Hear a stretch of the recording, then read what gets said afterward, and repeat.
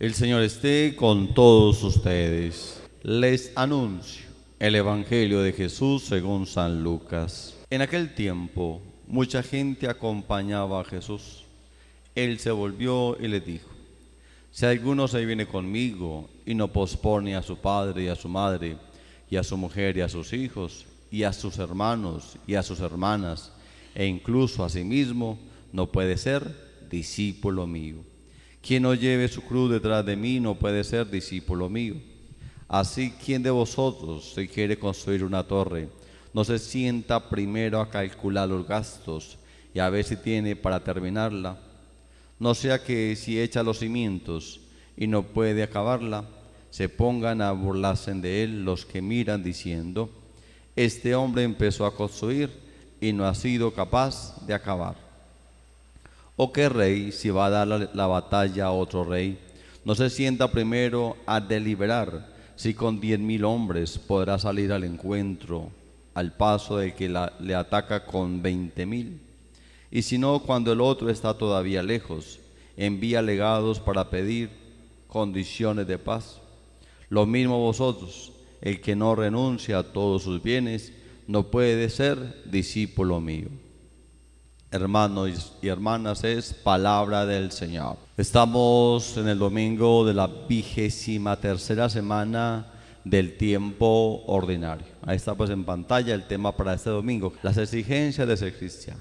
Hoy la palabra de Dios con sus lecturas nos va a proponer como proyecto de vida seguir al Señor.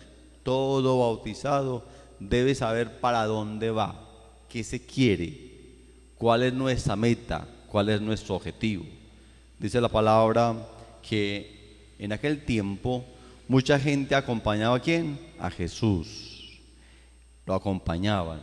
No llegamos a Jesús simplemente por estar en un grupo, en un movimiento. No, se creía en la época del Señor que era suficientemente pertenecer al grupo de los cristianos para identificarse con su proyecto, pero no estar dentro de una exigencia. Una cosa es identificarse y otra cosa es meterse, exigirnos para poder llegar a ese gran grupo en movimiento de los cristianos. Ahí están las exigencias. ¿Cuáles son las exigencias o cuáles son las prioridades en el seguimiento de Jesús? La palabra de Dios nos va a dar 3 exigencias para poder seguir al Señor. Primero, el despego afectivo, desapegarnos afectivamente. Quien quiera seguirme, quien quiera venir conmigo y no pospone a su padre, a su madre, a su mujer y a sus hijos y hermanos y hermanas, e incluso a sí mismo, no puede ser discípulo mío. Para ser discípulo del Señor hay que desapegarnos de los sentimientos enfermizos. Me está diciendo el Señor: quítelo, desapéguese. Una cosa es quitarlo y otra cosa es desapegarse. Hay gente que todavía está pegada en los sentimientos. Le puede más el sentimiento del otro que su propio sentimiento espiritual. Hay gente que vive más de la felicidad del otro que de su propia felicidad. Eso es lo que quiere el Señor hoy: desapegarse para que no sufra tanto. Hay gente que se apega a su esposo, a su esposa, a sus hijos, al novio, a la novia, al vecino, a la vecina, al trabajo, a la sociedad. Se apegan demasiado. Más bien ahí como que están dependientes de unos grandes afectos que al fin y al cabo terminarán siendo patologías y grandes problemas psicológicos. Cuando usted no sabe desapegarse, sufre más, se sufre más. Dice el Señor: hay que desapegarse. Primero, el amor a Dios.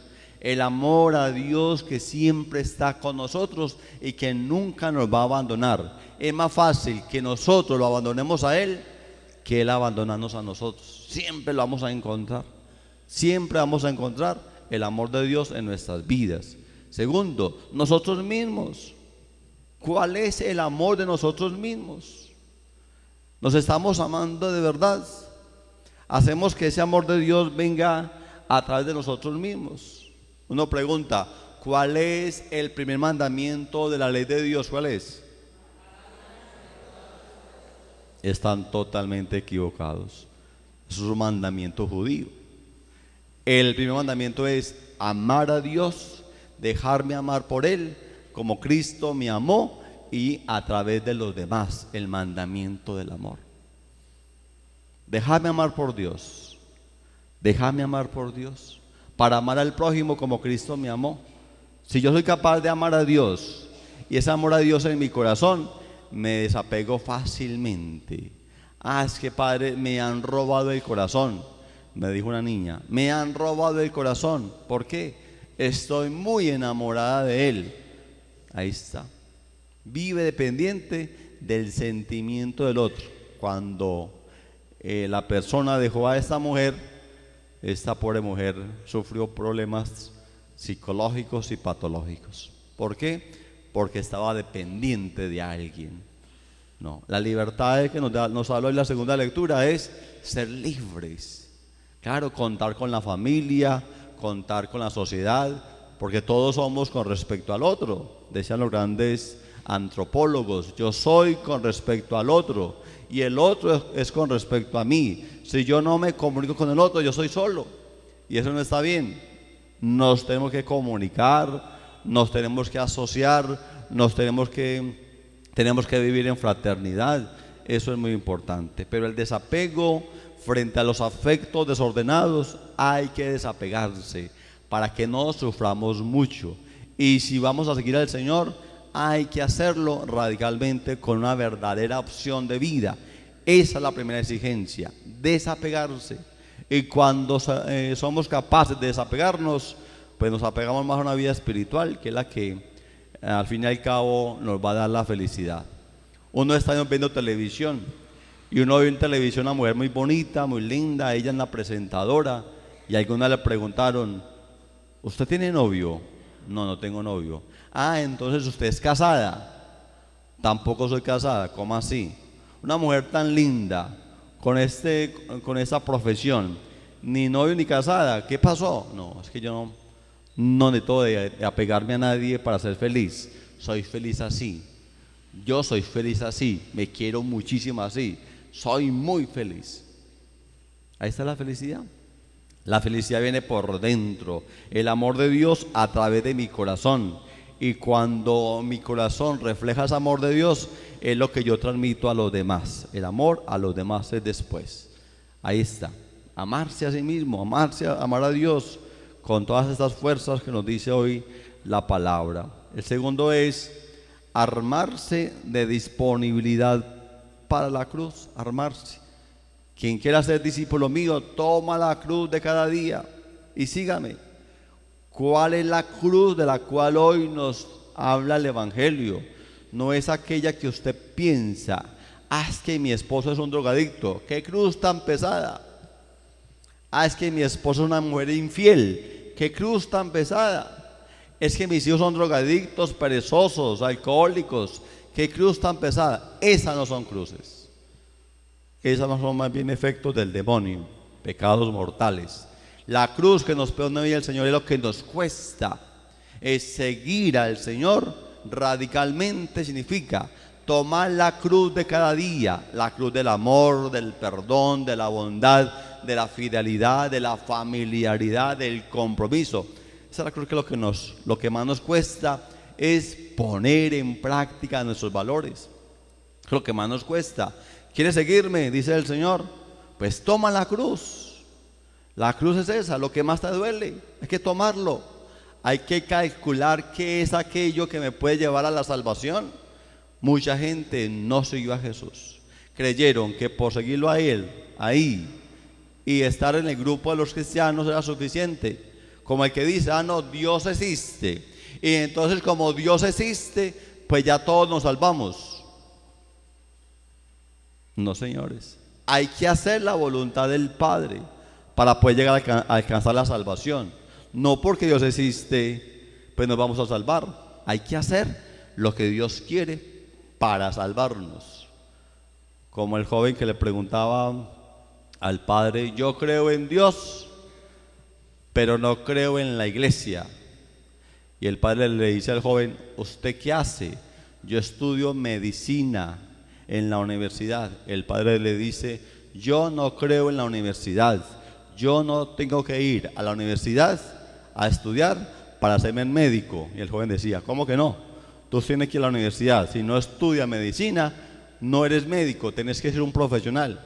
Dice el padre lo mismo.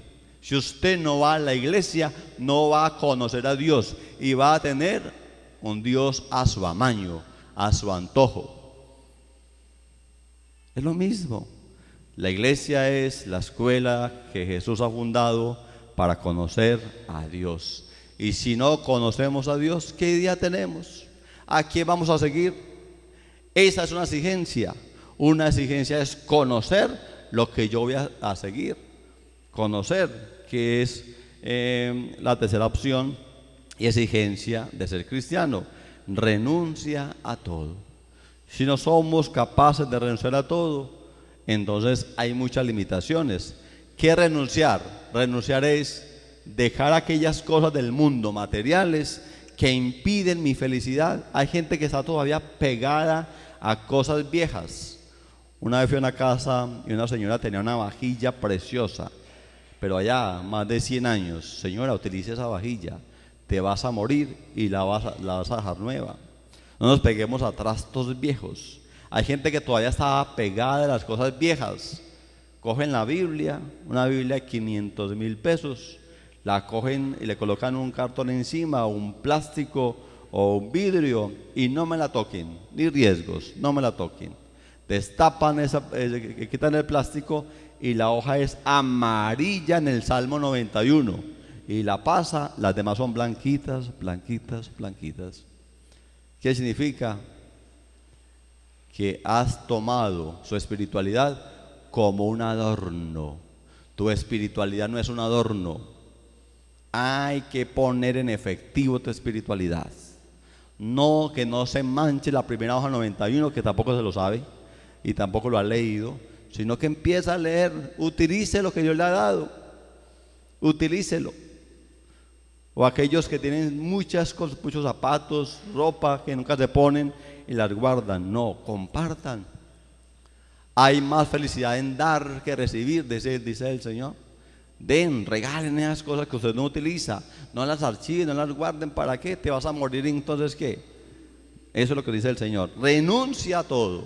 Si usted no sabe renunciar a todo, no puede ser discípulo mío, dice el Señor. Estás apegado. Utilicen las cosas, claro, compre su carro, compre su moto, compre su finca, lo que quiera, pero el día que no las tenga, no sufra porque no las tiene. Eso es renunciar. Renunciar es no apegarnos a esas cosas materialistas. Si las tiene, utilícelas. Y Dios hizo este mundo para que seamos felices y utilicemos las cosas, pero el día que usted no las tenga, pues no sufras. No sufras porque no las tienes. ¿Cuántas familias hoy se han peleado por cosas materiales? Yo le dije, mire cómo se cayó esa vajilla, se quebró y se separaron por una vajilla. Apegados a cosas materialistas, apegados. Y ese apegamiento a cosas materialistas es lo que nos dice el Señor. Libérense, libérense de las cosas que te preocupan, libérense de aquellas causas que están en su corazón y que no te dejan continuar el camino de la felicidad, el camino de la salvación. Hay que enfrentar pues los riesgos, nos dice la palabra de Dios hoy. Hay que tener mucha sabiduría para poder entender las exigencias, como nos dice la primera lectura, a la sabiduría. Solamente la sabiduría fue capaz de comprender el designio de Dios. ¿Qué hombre conoce el designio de Dios? ¿Quién comprende lo que Dios quiere? Nadie. Solamente personas tocadas por Dios, capaces de arrodillarse frente a Dios ahí en el Santísimo, capaces de arrodillarse, adquieren la sabiduría de Dios para comprender a Dios. Si usted y yo no somos religiosos, no podemos alimentar nuestra sabiduría para comprender las cosas de Dios. Nos lo dice el Señor por medio de dos parábolas. La primera parábola: ¿quién de vosotros, si quiere construir una torre, no se sienta primero a calcular los gastos, a ver si tiene para terminarla? Es un proyecto que requiere planificación y recursos económicos. Usted tiene que proyectar la vida. ¿Para dónde va? Me voy a construir. ¿Y qué se requiere para construir? Ya se sentó a planear su vida. Has hecho un proyecto de vida. ¿Por qué muchos quieren pensar en el futuro y se quedan en la vida? Se quedan en la mitad. Porque no saben calcular la vida. Porque no saben planificar la vida. No saben para dónde van. Se van metiendo así. Se van metiendo ahí. ¿Para dónde va Vicente? ¿Para dónde va la gente? Y nada sabe para dónde va. No saben planear la vida, dice el Señor.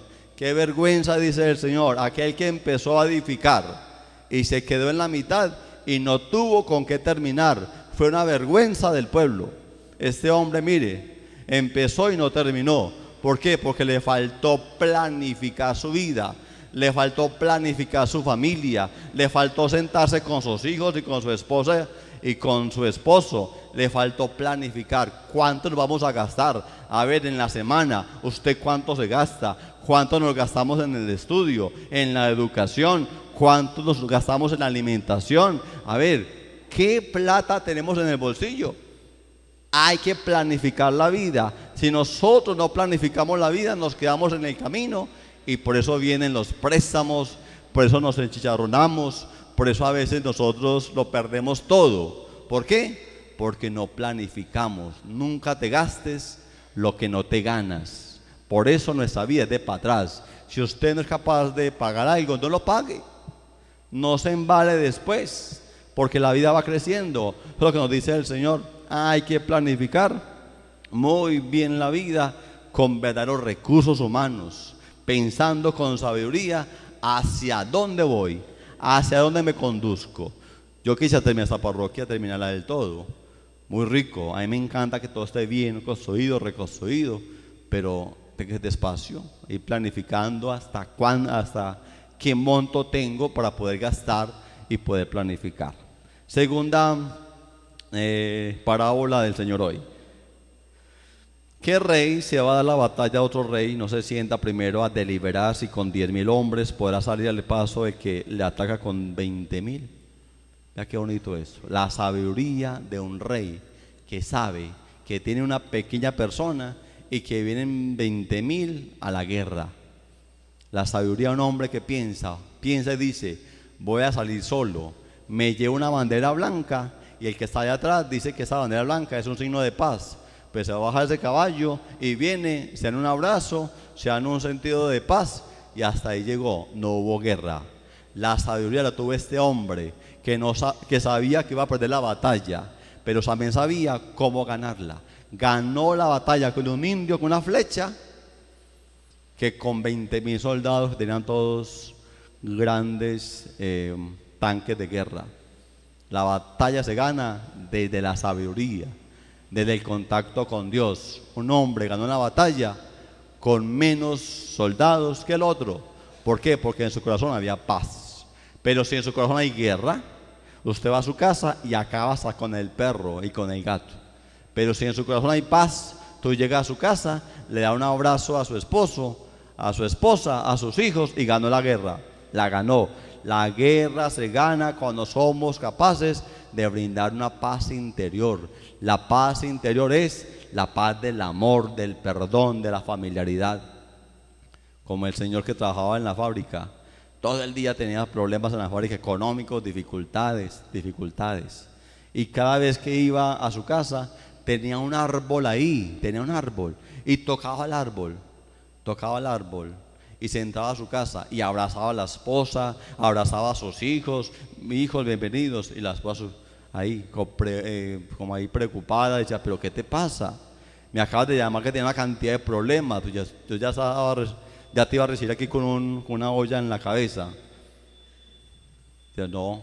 Y le preguntaron: ¿usted por qué toca ese árbol antes de entrar a su casa?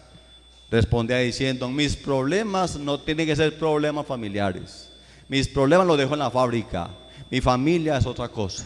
Si yo aquí traigo mis problemas empresariales a mi casa se vuelve para mí un desastre. Mi hogar tiene que ser un hogar de paz. Que yo pueda ir a mi casa y encuentre la paz que yo necesito en mi fábrica. Claro, es que el hogar debe ser un hogar de paz y de tranquilidad. Nunca lleven sus problemas a su casa, no los lleve. Así ganamos la guerra. ¿Cómo la ganamos? Con un corazón tranquilo, con mucha sabiduría, nos dice el Señor, para tomar una decisión y ponerse en el camino de Cristo que se requiere. Primero, ser realista como el arquitecto y prudente como el rey, evitando las ilusiones dóciles, creyendo que basta la buena voluntad para ser cristiano, ser suficientemente sabio y creativo hasta el punto de apostar todo y enfrentar los riesgos que dicho compromiso supone. El cristiano conlleva decisiones y riesgos que determinan toda la vida de quien hace esta opción. El cristiano hace verdaderas decisiones, se exige bien para poder seguir a Cristo. Ahí está pues la conclusión en la pantalla. Ser cristiano exige identidad con Cristo, saber calcular la elección y saber hacia dónde va. Para eso se requiere renunciar y desapegarse de los afectos y armarse de disponibilidad para la cruz. Gloria al Padre, al Hijo y al Espíritu Santo.